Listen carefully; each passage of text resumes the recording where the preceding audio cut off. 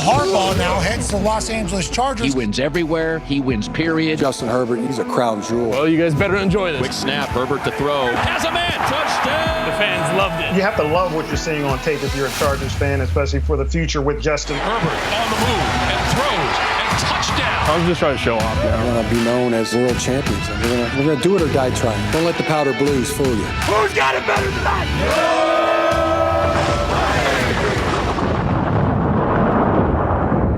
Well, happy Friday, everybody. Welcome back to the Charger Chat. I'm your co-host, Will Dog, sitting with my buddy, Kev Duggan. Oh, my God. We finally have football back. That was the longest week of my life. I hated it, but let's not forget Kyle, the coach, Duggan. Yeah, that bye week felt especially like I felt like the season was over. It was so long. It did. It was really like you started going through withdrawals. Like, yeah. I guess football. I forgot never will be like back. I already forgot like the weekly routine of like the injury reports and like checking my social medias of what's going on. I lost my rhythm for sure. Yeah. Hope We got the to boys feel the didn't. rhythm. Got to feel the rhyme. Got to get back on top. It's Charger time. It's Charger. It's that L before the bye week that makes it especially like, all right, I'm just checking out for a little while. I'm done. I'll come back. Yeah, I need to let loose, need to clear everything out. So, well, folks, there's absolutely much more to talk about in this episode as we head into the game coming up on Sunday. And so we've got lots to talk about, and we've got a Craig experience lined up for you. So let's waste no time. Start at the top. Talk about this little ad. You know, they kind of teased it. I think it was the Pittsburgh game where they were advertising the new Matlock show on CBS, and they like showed a shot of Matlock. I was like, oh, that's cute. That's clever. You know, they got Matlock and Matlock. Oh, that's fine. I see what you did there. See what you did. See what you did there, you cameraman. And then they're like, let's double down. Get me Kathy Bates. And let's shoot something with Scott Matlock. So they did a little ad with Scott Matlock and Kathy Bates for the new Matlock TV show, and I love it. He's wearing my favorite uni combos, the blue with the gold pants. So, daddy likey. It's the best. He also looks humongous next to a regular size human being. He's a freak because they're all on the field together, so they look like just normal height, but that's not the it's not that big a deal. Yeah. He's a giant ginger. I think it would be fun at practice just to bring out a fan and let them like you'd get film of them like running around trying to make plays and just getting absolutely laid out on every play. Obviously, sign a waiver, all that good stuff. Well, but obviously, yeah. Yeah. I think it would be funny to put into perspective, or just find like the biggest troll on Twitter that's calling for Coach Harbaugh's head already. Oh, there you go. And bring them in, make them go through a whole practice, and then I think it'll humble you a little bit before you start talking crap about players. Wouldn't there be fun if there was like that was the accountability on Twitter for saying crazy stuff? They like kidnapped you and brought you to practice and put gear on you. What's up with you and the kidnapping? And then they shot paintballs at you. And then they shot paintballs at him. Yes, they kicked him in the nuts and said "Happy birthday." Well, the trolls aren't going to like go willingly. You need to like that's true. Them. You do Sorry, need to kidnap. Stop saying kidnap. Abduct. We abduct. I don't know that that's much better. It's a different word. Yeah, I like it. Yeah, so it was awesome to see. Just fun to see the Chargers get a little bit more screen time with the national audience. And then this also came out after week 5. As far as the NFL playoff standings, it's a bit early. I know, folks. It's a bit, yeah. But we're taking every W that we can right now. So after week 5, the Chargers are in 7th place in the AFC, which means they would be in the playoffs if the season ended today. The season ended today. I saw this. I was like, you know what? This doesn't matter at all. Right. But it feels nice. That's what I'm mean. We're grasping at dubs right now. Grasping at dubs. Episode title. There you go. Because I mean, we're 2-2. Denver's just got a slight lead because they're 3-2. But hey, it's going to change on Sunday. Oh, it will. Yes. We're going to jump up a spot. Yes, it will. Looking at some quotes from around the team right now as far as what's been going on. Harbaugh says, we're not where we want to be. We want to be 4-0. Guess what? We're 2-2. What does get better look like? For us, it's getting crisper. It's getting sharper on offense and in all areas, but that's particularly what we're attacking. Well, it's so interesting going into this bye week because like some teams go into a bye week early and they're like, well, there's a lot to fix. Here it's like laser focus. Offense, let's go. We got to dial this in. And you had 2 weeks to look at everything and dial it in. Yeah. Yeah, and no more stupid penalties. Like, that's the crispness of what we need. You know, right now we feel a little bit like a soggy, or maybe a little stale, like tortilla chip. Sure. We need to get to that, like, what's the crispy chip? Like a Pringle, like a crisp, like a snap. pull off that seal. Yeah. Snappy tortilla chip. It's got that crunch. The Lord's cheeps. Yeah, we're taking our offensive line, we're shoving them in the crisper drawer in the fridge, and we're letting them sit there until they get better, damn it. Crisp up there. You crisp yet? No? All right. That was good. Stay in there. Get in the whirlpool. Trey, you move. And then Jesse Minter on defense says, I think the guys are in a great place mentally because they do feel some confidence from how we've played, but at the same time, we're really hungry to flip the result of the last couple of games, like where we're at in that regard. We've done some good things. I appreciate the guys' work, their buy-in to how we want to play. That, to me, is what I'm most pleased with, the buy-in to how you play defense. Like I said, some of it is scheme-related, but a lot of it is not. The physicality, the communication, the want to, the way they prepare. That's awesome. Winning defense is limiting explosive plays, controlling the run game, tackling really well in space. The way offenses play today, where it might be shot to check down, you got to be able to tackle those check downs and limit those plays. Yeah. We always say that there's two things you can control. This is what I tell my Pop Warner kids now, my flag boys. Yeah. My 7-year-olds. Flag boys. Only thing you can control is effort and attitude. That's all you can control. A lot of the other stuff that's out of what, like, you don't know how they're going to play, what they're going to show up. For my flag guys, like, we don't know how big this other team's going to be. But you can control your effort, how hard you play, like that physicality and coming after people, and then your attitude, what happens when you get punched in the mouth. So yeah, that's what winning culture is, being able to control those two things all the time. But our defense, like, this was a sweet way of Jesse saying, we are killing it. We're not the reason we're losing these football games. Yeah. We're doing good. Yeah. We're badass. Well, he had another quote too that I've seen floating around talking about how, like, you know, I'm not happy with losses. Like, I'm not like going to be like, well, at least we played well. You know, at least we gave it our all. Like, he's like, no, we need wins. And that's the kind of mentality I'm keeping with these guys. And I'm seeing a lot of people respond really well to that, like that mentality of like, it's not just about the effort you give. This isn't a participation trophy type league. This is we want some dubs. We want some wins. And good to see that that's coming from the top down. And then some quotes here from Greg Roman. Greg Roman says he was strongly against the early bye week at first, but now calls it a gift from the football gods for the team getting healthy. He said, as far as third down execution and efficiency, we're looking to have marked improvement from that. A big part of that is that we've been in 3rd and 11 plus more than anyone I can ever remember being around or associated with. We took a hard look at the offense in those situations. That's we've got to get to the point where taking nothing away from our opponents, but we can't be ourselves. That first things first in the NFL. Coaches, players, we all just have to do it a little bit sharper, crisper, sharper. Yeah, sharp and crisp.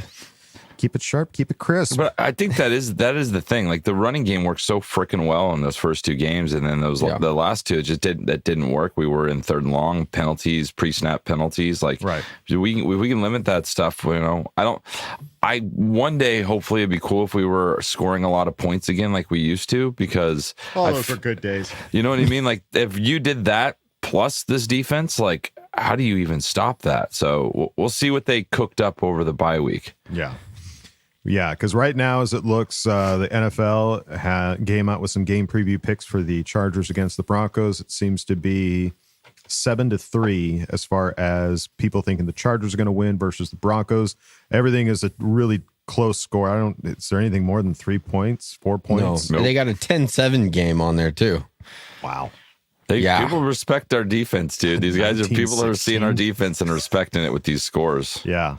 Well, hey, anytime you play someone in the AFC West, it's gonna be a tight game. When's the last time there was ever a blowout? And they like for maybe the Chiefs have, I don't know, but we haven't really blown out a team in the AFC West. And the Raiders is the only one I can think of. We had like a Monday night game against the Raiders 2 years ago, and we just absolutely trounced them. But it's gonna be tight. So in those tight games, it's good defense and no dumb penalties and turnovers. And crisp and sharp, boys. Crisp and sharp. Crisp. And as far as our defense is looking, our defense has been looking very strong. We've been talking about that all season long.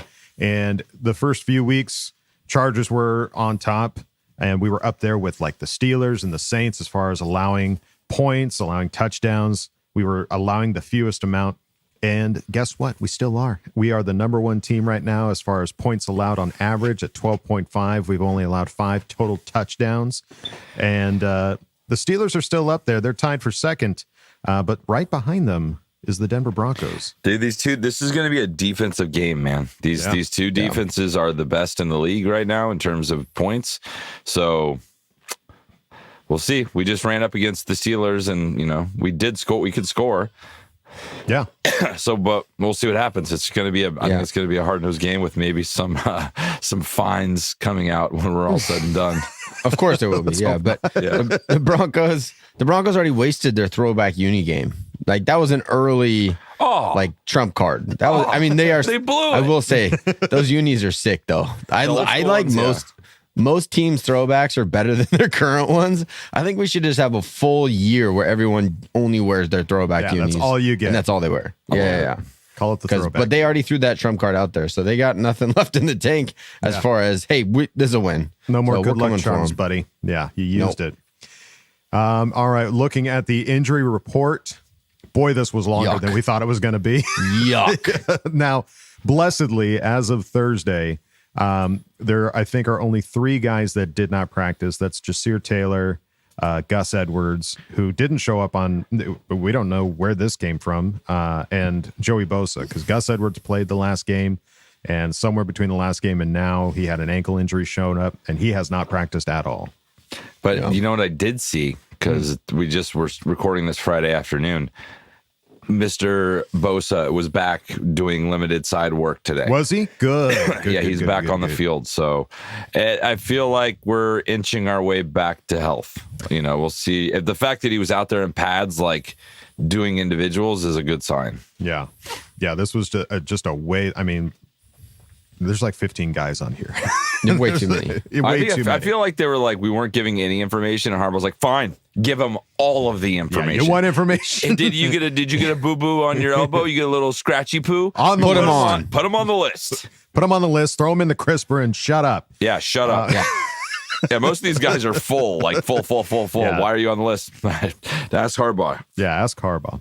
And the Denver Broncos, their list is considerably shorter, but the ones on there that are pretty good to look at, their tackle, Alex Palskowski. Nice to test. And their Alex Mount Wahakalugi. And center Luke Wattenberg. Both starters, one of those guys. too. Yeah, both starters, both haven't practiced. So this could be an offensive line that looked a little bit like our offensive line against the Kansas City Chiefs, and hopefully our defense can take advantage of those opportunities there on their O-line. Looking over at Twitter, Daniel Popper tweeting out Derwin James and Cameron Dicker are back at Chargers practice. Bosa off to the side. Didn't see Gus Edwards, as we just talked about. Yeah, Cam Dicker showed up with an illness of some kind. Don't know what. Yeah. Held him out for one day, but he's already back. Yeah. And the Derwin James, not injury related. Don't know what that's about either, but maybe he's off fighting City Hall and he's just NFL. Pissed off. Yeah. He's just what? Derwin's a little pissed. We don't want him to hurt anybody at practice, so we're just going to give him a day off. I'm not giving him a rest day, giving him a piss day. You go do whatever you got to do. Go break something. It was Mr. James goes to Washington, and he was filibustering in front of Roger Goodell. He wouldn't let him go to sleep until he heard his point. Yeah. And then, Rashawn Slater, seeing our tackles back, man. Rashawn Slater back at practice. Joe Wall back at practice. Those are just cornerstone players for this line and the success of the offense in general. Tip of the spear. Oh, tip of the spear, Tip of the spear. Hey, it's going to be sharp and crisp tip of the spear this week. Yeah. Harbaugh's just got like a sharpening stone off to the side. I'm like, what's that for, Jim? They're like, you know what it means. We're going to be sharp today. You'll see. Well, what you can see, folks, is our sponsor this week, Underdog Fantasy. It's the greatest time of the year. Again, football is back, and it's here to stay till February. Over 1 million fans across 33 states got in the game last year by making picks on Underdog, where you could win up to 1,000 times your money just by choosing higher or lower on your favorite player stats like touchdowns, passing yards, and more. Kyle last night said, hey, guys, I got 3 players and we're all going lower. Let's do it. How did it go? Didn't go well, but it's Thursday night. I was like, missed it. I was like, Thursday night. That's the trouble, though. It's an event night. There's not much to do. So you're like, hey, let's get some saucy in there. Yeah, let's see what happens. Yeah, it didn't go well. I don't know. Thursday nights is usually a low offensive type of situation. It's short rest, not a lot of time to prepare. So I was like, you know what? Let's go lower on all this stuff. And your reasoning is sound. I can't argue with it. I was with it. Was it higher? Everything was lower. We picked lower. It ended up higher. Everything was higher, except for Mason. Everything who was ended higher. Up leaving like halfway through the game from an injury related. Rats. He very well would have been higher. It wasn't a good showing, but we're gonna bounce back. Listen, yeah. We're gonna bounce back. Things will go okay. We're in the crisper, right? We tossed Underdog app in the crisper, and we're getting ready. Oh, folks, making picks on Underdog is straightforward, and signing up is even easier. Just head over to Underdog's simple-to-use mobile app or UnderdogFantasy.com. Sign up with promo code CCHAT, and Underdog will give you a free pick to use on your first cash pick'em entry, plus up to $1,000 in bonus cash when you deposit. That's Underdog Fantasy, promo code CCHAT to claim your new customer special of a free pick and your deposit offer. Must be 18 or over, 19 or over in Alabama and Nebraska, 19 over in Colorado for some games, over 21 in Massachusetts and Arizona, and present in a state where Underdog Fantasy operates. Terms apply. Void in Colorado. Concerned with your play? Call 1-800-GAMBLER or visit www.ncpgambling.org. Arizona, 1-800-NEXT-STEP. That's 1-800-639-8783 or text NEXT STEP to 53342. New York, call the 24/7 Hope line at 1-877-8-HOPE-NY or text HOPE-NY to 467-369. And after you're done making some higher or lower picks, you can go on over to our Patreon, patreon.com/ChargerChat. Check out all the fun, silly videos we got over there and all the hangouts and just good times to be had at patreon.com/ChargerChat. But if you don't want to go over there, it's fine. You can go on over to our regular website, ChargerChat.com. Check out all the cool stuff we got over there, t-shirts, hoodies, and stickers. You can chat it up with other Charger Chatteteers and ask questions and ask Bowl fam. So go check out ChargerChat.com. All right, folks, it's time to go on to the next segment. You know him, you love him. It is the Craig Experience. Oh, yeah. Come on in, man. Kick your feet up. Oh. Craig Experience. Hello there. Make yourself at home. Got some stuff to talk about, right?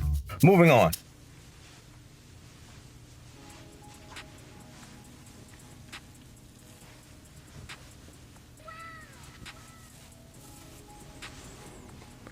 Yo, we have returned from a bye and into week 6. And there's a nice little matchup on the horizon against the Denver Broncos. In Denver, we all know how the Chargers normally give it up in Mile High, but let's hope that, again, being attached to a new regime brings some new good juju, and they are able to pull it off against the Denver Broncos. But so much to talk about. And honestly, I think I want to focus on one side of the ball because it's the one with the most questions. And I'm sure we're all curious as to what adjustments have been made here during the bye week to see some improvement going into the gauntlet that is the remainder of the season. So with that being said, CC gang, the biggest of salutes into the rest of the Bowl fam. What is going on? It's your guy Craig in Texas, and welcome to the newest edition, the week 6 edition of the TCE. Let's roll.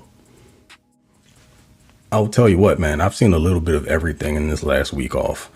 All sorts of criticisms regarding this team, whether it be Jim Harbaugh. I mean, I've heard the dude called everything from a has-been to saying the game has passed him by and that he's a fraud. Just all kind of wild stuff, especially when you consider the fact that the man's won wherever he's been and he has a tendency to turn things around. It doesn't always happen instantly, but throughout the course of a season, he rights the ship and teams get better. It's just how it works with him. So give him a fair shot at it, I would say, or don't. I mean, I guess if, again, you're a bandwagon fan, we don't really need you anyway. So do your thing.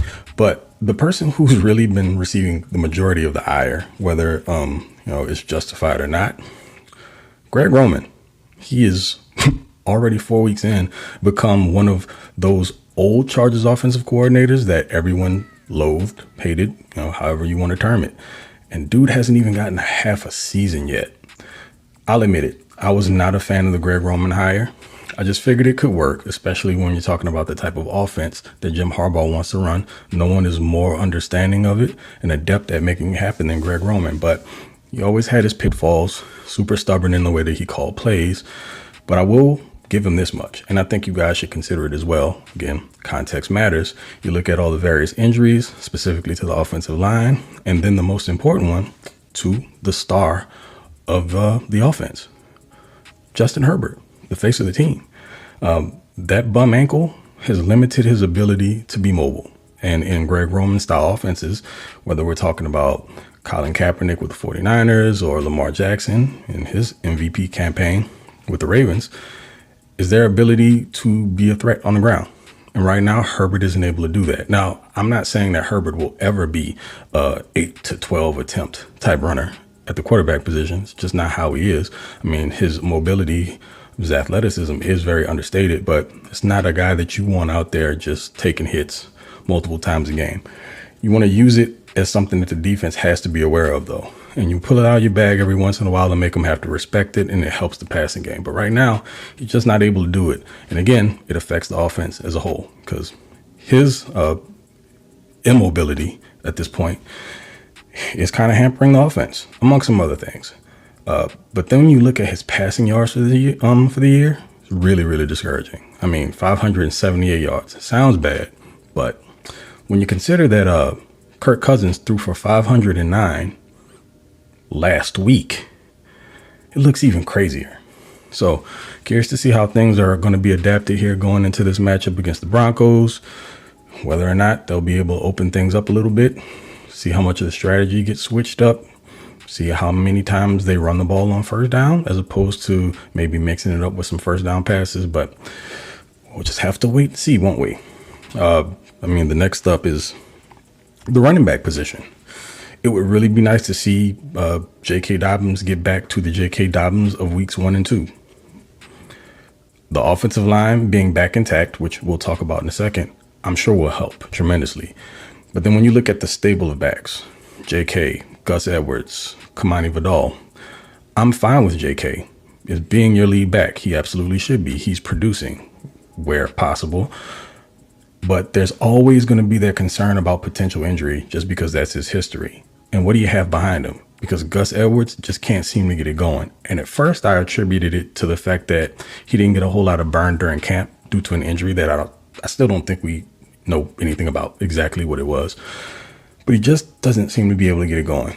And he's more of a downhill guy, so the fact that the interior of the offensive line has been bad hasn't helped because he's not one that can make it happen on the perimeter or make guys miss in the backfield. He's not quick-footed in that way. He's kind of like, think about King Henry with now the Baltimore Ravens.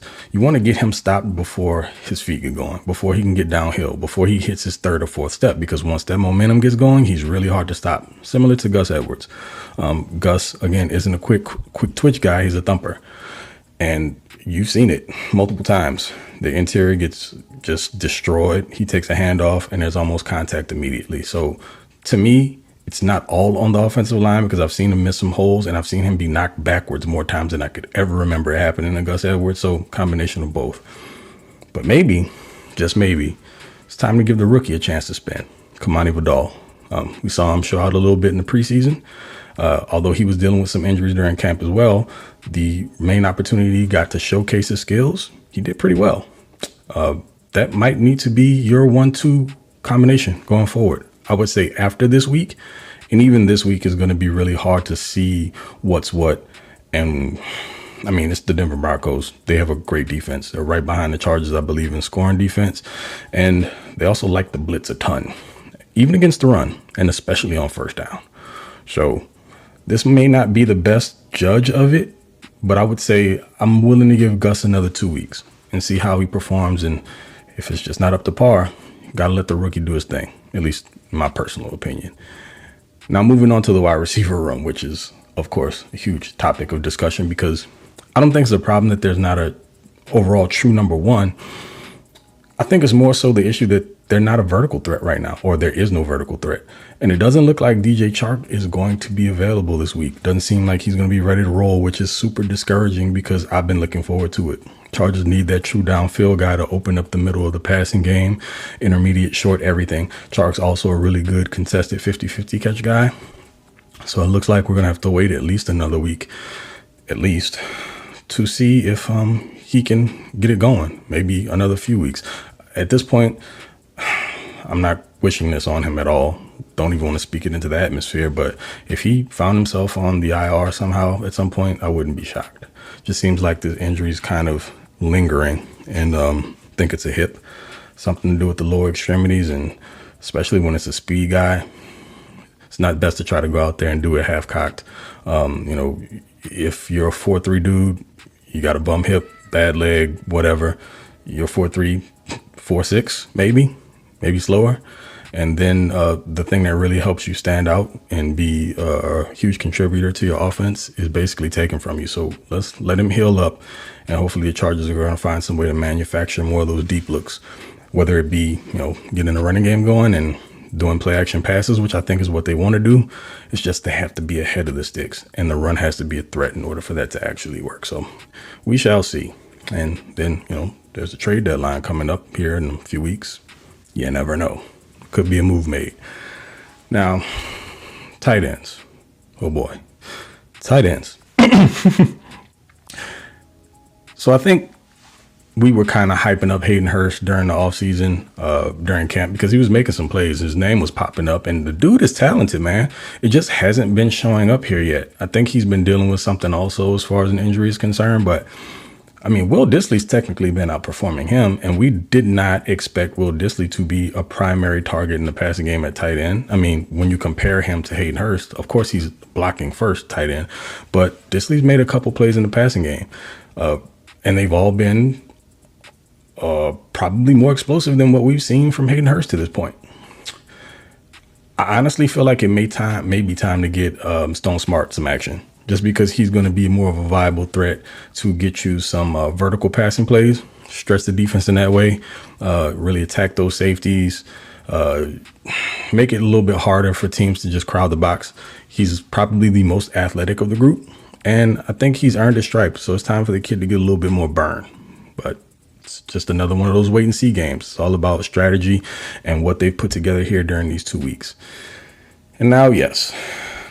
The subject, the one that has been the biggest pain point, I think, of all, the offensive line. When I say pain point, again, no pun intended. Good news is the boys are back. Rashawn Slater and Joe Alt have returned, apparently. And what we've found out is that this offense does not go without them. We had to learn that the hard way, so did Justin Herbert, but I'm sure he already knew. The question lies with the interior of the offensive line. It needs to improve dramatically. Like Zion Johnson, Bradley Bozeman, and Trey Pipkins have to be better. If this team's going to succeed, especially if they want to dominate in the run game, these guys have to improve. Now, they've been better in the run game as opposed to the pass, but then that just lends to the fact that they have to be better in the run because they won't be able to establish that passing game without the solid run game. They're literally, I'm not going to say the Chargers pigeonholed themselves, but just kind of due to the lack of progression with the interior offensive linemen, they're almost in a bit of a corner with the way that they can run the offense. My suggestion would be, like I mentioned earlier, maybe consider getting that quick passing game going a little bit earlier. On first down, if you can get a quick 4 to 5 yards, you can get into your running game then. You don't have to try to get that 4 to 5 yards on the ground first down more often than not. You can make it happen in the passing game. You can use that passing game, the short, quick passing game, as an extension of the running game. They don't run as many screens as I think they should. They don't run enough tunnel bubble screens to the wide receivers. You got guys who are mainly known for their run after catch ability, like a QJ, who does very well with the ball in his hands. And we've seen what Ladd McConkey can do once he catches the rock. So, man, just get those dudes the pill, early downs, and then try to make some hay in the running game. Just got to mix it up. So, Greg Roman, people are criticizing you. A lot of this is to do with the play calling, and some of it has to do with injury. So, again, a combination of both. But we got to get things going, and we got to get Harbaugh slinging the pill, okay? Having a quarterback almost out pass him in one game is insane to me. But yo, I feel pretty decent about this Broncos game. Even though, like I mentioned before, the Chargers aren't typically the best when they travel up there. I don't know if it's the air, the altitude maybe does something to them. Could be. But look, it's time to end this. I'm sick. I'm sick of going up there and losing. So I'm calling it. This week the Chargers pull it off. I think they come back off of the bye refreshed, ready to roll. I think the running game looks like it did the first couple of weeks. And I think Justin Herbert starts to find that connection with Ladd McConkey a little bit more frequently. And I think this ends up being probably Ladd's best game of the season. He's going to be operating primarily out of the slot. So I don't think Patrick Surtain defends anything in the slot. And I'm pretty sure he's almost primarily on the outside. And I'm not certain if he follows. I'm going to watch a little bit of tape here tonight and tomorrow, dig more into it. But this ought to be a huge Ladd McConkey game, especially if the run game gets going. I would expect to see a couple deep shots off of play action. And being that DJ Chark probably won't be available, you're going to have to win in that way to get vertical. So that's it, folks. Score prediction.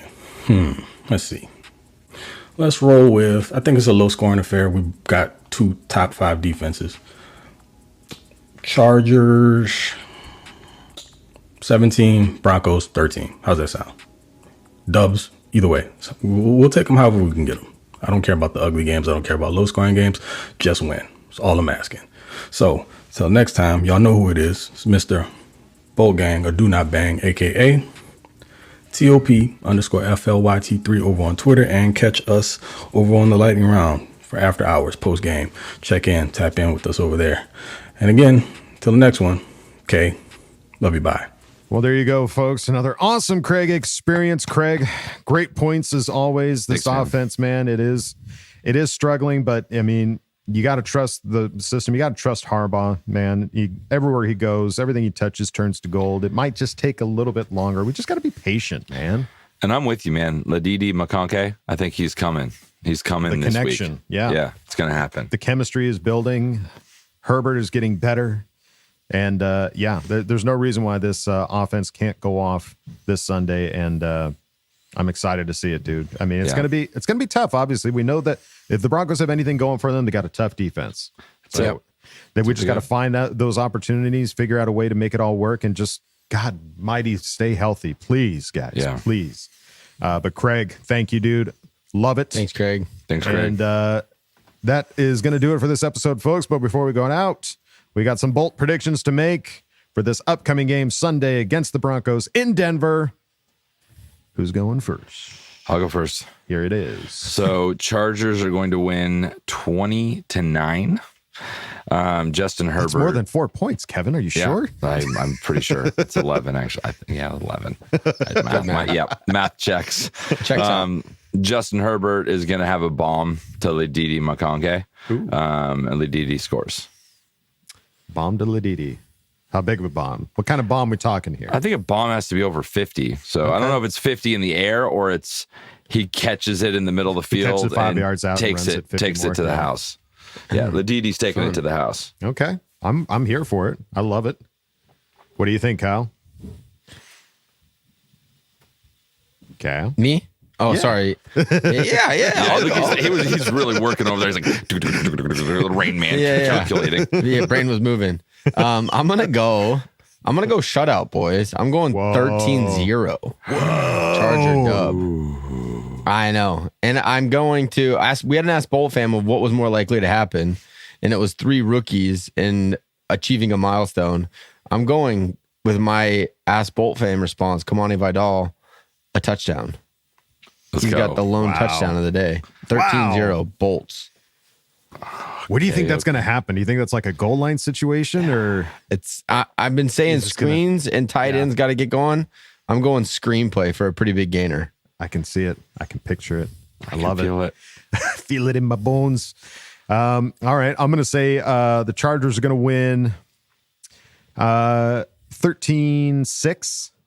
And I think we'll keep Denver to no touchdowns. And I think, I'm going to say Deion Henley gets a pick Maybe not a pick 6. Actually, I think he's going to get 2. Utah. Oh. 2 picks for Dayon. I was not expecting that turn of events. Whoa, 2 picks for Dayon. I like that. There's something about Dayon's play lately, man. Like it just seems like he's the one that sits back. Like especially after watching Coach's Corner, which by the way, folks, go watch Coach's Corner on Patreon, and just watching him sit back there, just reading Justin Fields. I think he's going to do that to Bo Nix, and I don't think Bo Nix is ready for that. I think he's going to come in and just get 2 picks. One might be a bump up in the air and he catches, brings it down, and the other he's just going to just straight pluck it out of the air. I love it. He's going Mighty Morphin Power Ranger on Sunday.